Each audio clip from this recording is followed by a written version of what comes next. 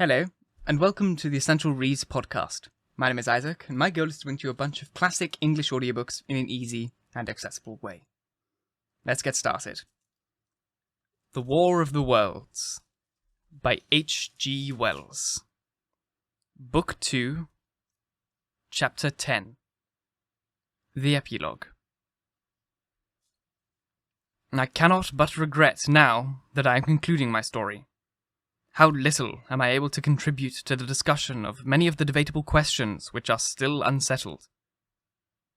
In one aspect, I shall certainly provoke criticism. My particular provenance is speculative philosophy. My knowledge of comparative physiology is confined to a book or two. But it seems to me that Carver's suggestion as to the reason of the rapid death of the Martians is so probable as to be regarded as the most proven conclusion. I have assumed that in the body of my narrative. At any rate, in the bodies of the Martians that were examined after the war, no bacteria, except for those already known as terrestrial species, were found.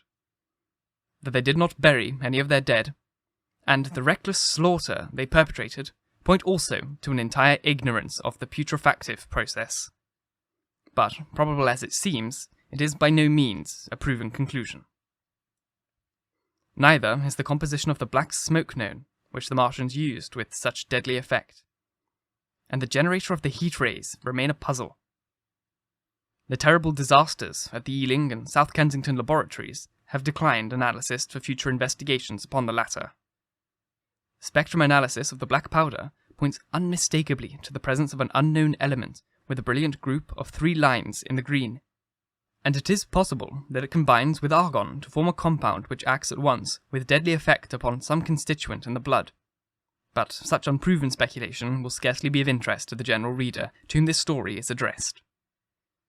None of the brown scum that drifted down the Thames after the destruction of Shepperton was examined at the time, and now none is forthcoming. The results of an anatomical examination of the Martians, so far as the prowling dogs had left an examination possible, I have already given, but everyone is familiar with the magnificent and almost complete specimen in spirits at the National History Museum, and the countless drawings that have been made from it. And beyond that, the interest of their physiology and structure is purely scientific. A question of graver and universal interest is the possibility of another attack from the Martians. I do not think that nearly enough attention is being given to this aspect of the matter. At the present, Mars is in a conjunction, but with every return to opposition, I, for one, anticipate a renewal of their adventure. In any case, we should be prepared. It seems to me that it should be possible to define the position of the gun from which the shots are discharged, to keep a sustained watch upon this part of the planet, and to anticipate the arrival of the next attack. In that case, the cylinder might be destroyed with dynamite or artillery before it was sufficiently cool for the Martians to emerge, or they might be butchered by means of guns so soon as the screw opened. It seems to me that they have lost a vast advantage in the failure of their first surprise. Possibly they see it in the same light. Lessing has advanced excellent reasons for supposing that the Martians have actually succeeded in effecting a landing on the planet Venus. 7 months ago now, Venus and Mars were in alignment with the Sun. That is to say, Mars was in opposition from the point of view of an observer on Venus. Subsequently, a peculiar, luminous and sinuous marking appeared on the unilluminated half of the inner planet. And, almost simultaneously, a fainted dark mark of a similar sinuous character was detected upon a photograph of the Martian disk. One needs only to see the drawings of these appearances in order to appreciate fully the remarkable resemblance in character. At any rate, whether we expect another invasion or not, our views of the human future must be greatly modified by these events. We've learned now that we cannot regard this planet as being fenced in and a secure abiding place for man. We can never anticipate the unseen good or evil that may come upon us suddenly out of space. It may be that in the larger design of the universe, this invasion from Mars is not without its ultimate benefit for men. It has robbed us of that serene confidence in which the future is the most fruitful source of decadence. The gift to human science it has brought are enormous, and it has done much to promote the conception of the common well of mankind. It may be that across the immensity of space, the Martians have watched the fate of these pioneers of theirs and learnt their lesson, and that on the planet Venus they have found a securer settlement.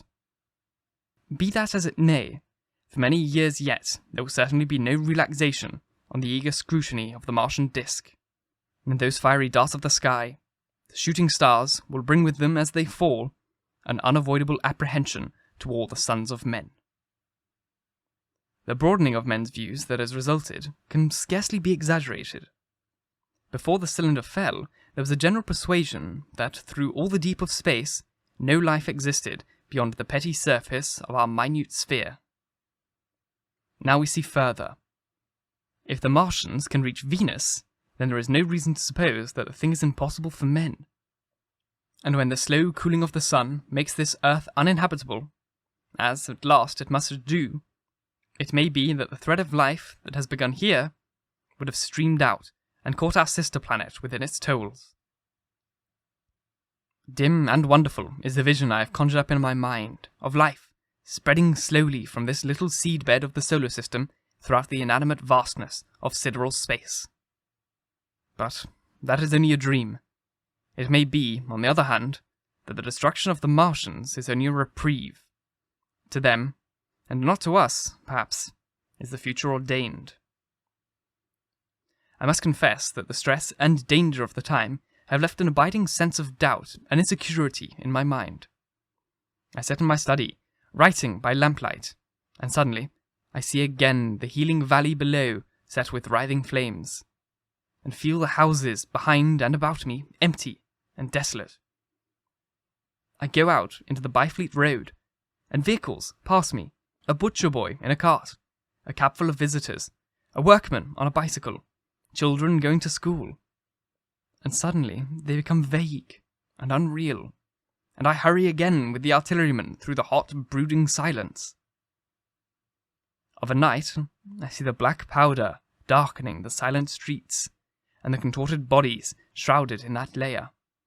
They rise upon me, tattered and dog-bitten. They gibber and grow fiercer, paler, uglier, madder distortions of humanity at last. And I wake, cold and wretched, in the darkness of the night. I go to London and see the busy multitudes in Fleet Street and the Strand, and it comes over my mind that they are but the ghosts of the past, haunting the streets that I have seen silent and wretched, going to and fro, phantasms in a dead city, the mockery of life in a galvanized body.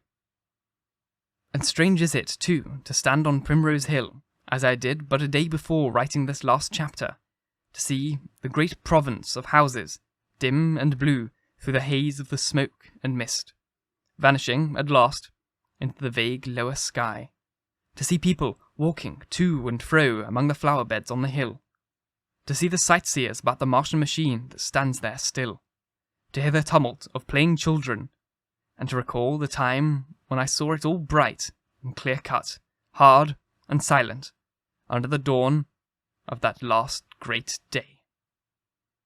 And strangest of all is it to hold my wife's hand again, and to think that I have counted her, and that she has counted me, among the dead. The end. Thank you so very much for listening. I really hope that you enjoyed this book. It was beautiful. I really understand why it was a classic. If you enjoyed it, please leave a review. It would really mean a lot to me. The next chapter, or the next book, will be coming out very shortly. Once again, thank you for listening, and until next time, bye-bye.